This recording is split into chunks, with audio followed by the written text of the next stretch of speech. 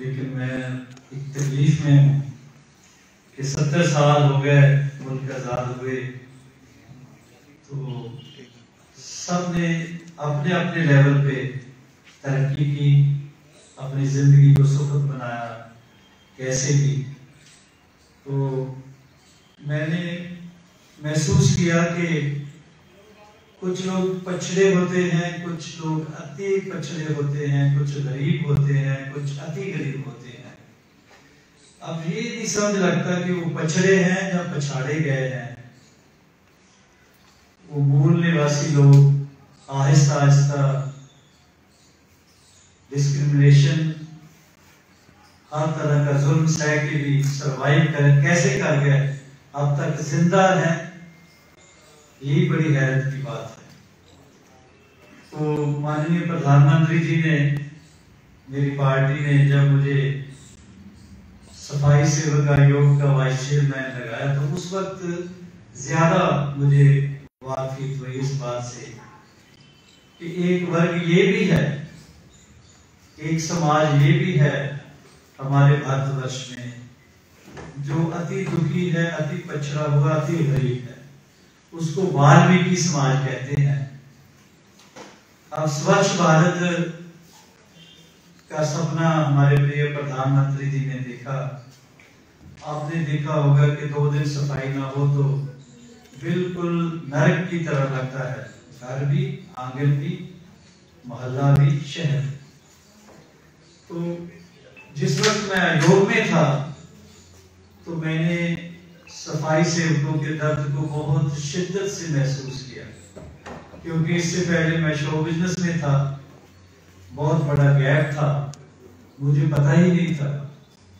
मैंने कहा कि सबको जो भी मेहनत करता उसको उसका खजाना मिलता होगा, लेकिन उसी वक्त से मेरे दिल में कसक थी। खैर डेवलपमेंट हुई, मुझे मेरी पार्टी ने टिकट दी, मैं यहाँ का सांसद हो गया नॉर्थ वेस्ट का।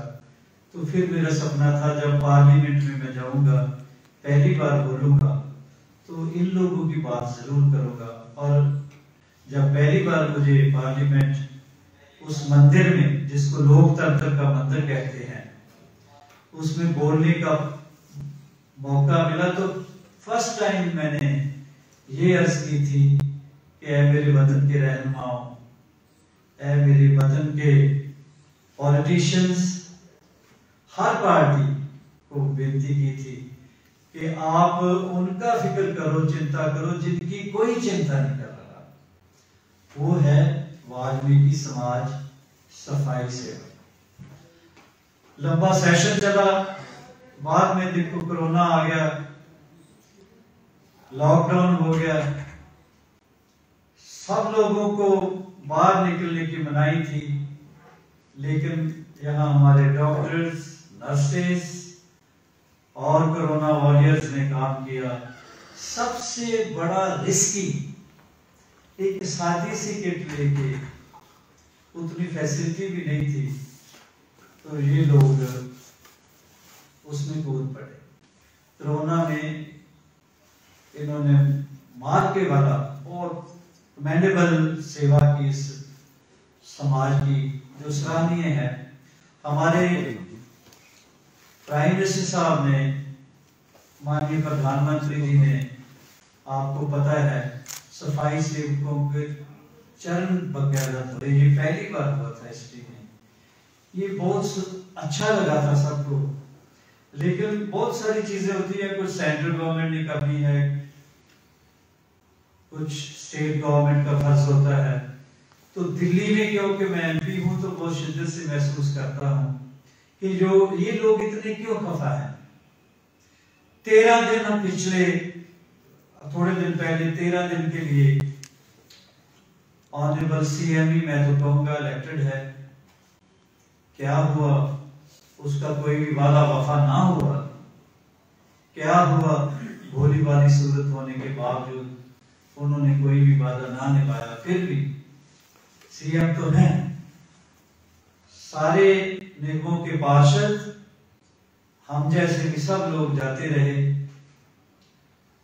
हर लेवल पे दिल्ली के कोने कोने में उनके कानों तक बात पहुंचाने की कोशिश की कि भैया ये जो सबसे गरीब है, अति गरीब लोग हैं, सफाई सेवक हैं, ये सोच के देखो लिमिटेड सैलरी है वो भी नहीं मिल रही, इनका कैसे गुजारा होता है। फिर आपको तो पहले करना चाहिए, आपने अपना जो फर्स्ट इलेक्शन का चोन अभियान शुरू किया वो वाल्मीकि मंदिर से किया, और आपने जो चोन निशान रखा, सिंबल रखा, वो झाड़ू रखा। तो इन लोगों को बड़ा हौसला हुआ था, इन्होंने बोला सबसे आम आदमी तो हम ही हैं, शायद कोई, देखो कैसा ड्रामा हुआ, कैसा धोखा हुआ है। मैं उस वक्त देखता था, मुझको लगा कि ये कोई हमारा हमदर्द आ रहा है। तो उन लोगों ने भी, सब लोगों ने सपोर्ट किया इनका सादा सा चेहरा देख के। अब सूरत हाल ये है कि 13,000 करोड़ रुपया बकाया है। हम लोगों ने 13 दिन, उसमें कई कोरोना से पीड़ित भी हो गए हमारे पार्षद, लेकिन इनके कानों तक जू नहीं सकी सीएम साहब के। बाहर आके लेडीज भी थी, कोई बंदा चाय वाय पूछ लेता है, और कुछ नहीं तो खुद धरने, बहुत धरने का तो स्पेशलिस्ट है, धरनों में से तो सीएम बने हैं। मैंने देखा सीएम बन के भी खास तरह की रजाई और कंबल होता था, वो कंबल ही वापस दे देता बहनों को, बहन जी इसमें सर्दी काम लगती है। लेकिन ये इन लोगों को पता नहीं, एहसास भी कर जाते हैं पावर में आके, बिल्कुल जो नहीं सकती। अब जो बात मैंने करनी है, एक हफ्ते से सफाई सेवक प्रोटेस्ट कर रहे हैं, हड़ताल पे हैं, और मैं सुनकर बेनती करता हूं दिल्ली गवर्नमेंट को, स्पेशली सीएम साहब को, कि इनका हक, इनके हकूक, इनका छोटा सा वेतन आप अदा करो, वरना बीजेपी पार्टी उनके समर्थन में बड़े जोर शोर से आ जाएगी, उस प्रोटेस्ट को आंदोलन की शक्ल दे दी जाएगी। ये मेरा नहीं, करोड़ों गरीबों के दर्द की, दिल की, एहसास की तर्जमानी मैं करता हूं। तो मेरी यही सुनकर बेनती है मीडिया से कि इसको अच्छी तरह पहुंचाया जाए, ताकि सीएम साहब थोड़ा सा रहम करें इन गरीबों पे, जिन्होंने इनको तख्तो ताज पे बिठा दिया। आपने देखा होगा कि इन्होंने कहा था मैंने ना सरकारी को फैसिलिटी लेनी, हो सकता मैं साइकिल पे जाया करूं ऑफिस, तो बाद में तो जो बात क्या करनी है, मैंने तो वहां भी कहा था कि सोचता हूं कि कितने वो मासूम थे, क्या से क्या हो गए देखते देखते। कितने अच्छे बंदे ने ये आंदोलन शुरू किया था, उसकी मैं बहुत इज्जत करता हूँ, हम कुछ सब लोग इज्जत करते हैं, सच नजर आता है, अन्ना हजारे साहब। लेकिन उस आंदोलन से कुछ लोग कैलकुलेटिव होते हैं, उन्होंने सत्ता हासिल कर ली, चलो नो प्रॉब्लम, बहुत अच्छा हुआ। अब आम आदमी पार्टी का नाम है, और इन गरीबों के मंदिर से झाड़ू चोर निशान लेके आप पावर में आए हैं। सबसे ज्यादा दुखी ये है भाइयों, हम मोहल्लों में जाके झोपड़ी में प्रचार करते हैं, गरीबों की बस्तियों में जाके प्रचार करते हैं कि बच्चे, गरीबों को कहते हैं कि बच्चे अपने बच्चों को स्टडी दिलाओ, पढ़ाओ, शिक्षा दो। लेकिन आप खुद भी पढ़े हैं, स्कूल जाते होंगे, जब किसी के बच्चे होंगे, आप देखो जिसकी मम्मी डैडी अर्ली मॉर्निंग बच्चों को सोए छोड़ के सफाई के लिए हमारे आंगन, हमारे घरों की सफाई करते हैं, वो बच्चों को कौन तैयार करके टाइम पे भेजता है, वो कैसे तालीम हासिल कर सकते हैं। इस बात को जरा गौर से देखिएगा कि मैं तो कहता हूं कि कभी ना कभी ऐसा हो जाए कि वन नेशन वन एजुकेशन हो जाए, ताकि गरीब का बच्चा, जैसे अभी 6,000 करोड़ के करीब प्रधानमंत्री जी ने एससी बच्चों के लिए दिया है, ऐसा स्टेट गवर्नमेंट भी करे तो कमाल ही हो जाए। हमें कोई नहीं, सत्ता में रहे फिर मालिक कृपा करे, पर झूठ की मिठाई कितने देर बिकेगी। अब एक्सपोज हो चुके हैं कि गरीबों को, आम लोगों को, सब लोगों को हम लोग बेवकूफ बनाते हैं, जब सत्ता में आ जाते हैं तो सबसे ज्यादा गरीब ही सफर करता है। तो आखिर में मैं यही कहूँगा, आप इस शायद सारी इसकी इसी का निचोड़ है कि चेहरा बता रहा था कि मरा है भूख से, चेहरा बता रहा था कि मरा है भूख से, सब लोग कह रहे थे कुछ खा के मर गया। अब इस पे सोचना जरूर जरा। तो मेरी यही बेनती है कि सीएम साहब को थोड़ा जगाओ मीडिया के थ्रू भी, वरना लोग सड़कों पे, ये बहुत बड़ा आंदोलन शुरू हो जाएगा। ये एक मैसेज है आपको, हफ्ता हो गया है, पहला पार्षद उनके दरवाजे पे जाके बैठे रहे, फिर हर मंडल में हम लोगों ने कोशिश की कि उन तक मैसेज पहुंचे, पता नहीं कहाँ है, क्यों नहीं वो बोल रहे, क्यों नहीं वो कर रहे। तो फॉर गॉड से हम चाहेंगे गरीबों पे रहम करके उनका जो हक है वो दिया जाए। ये वर्ग सबसे गरीब है, ये सबसे पछड़ा है, सबसे अति गरीब है। मैं जाती तौर पे दिख रहा है मैंने कि गटर में रोज पता नहीं कितने लोग मर जाते हैं, उनको कितना किरसाना मिलता है।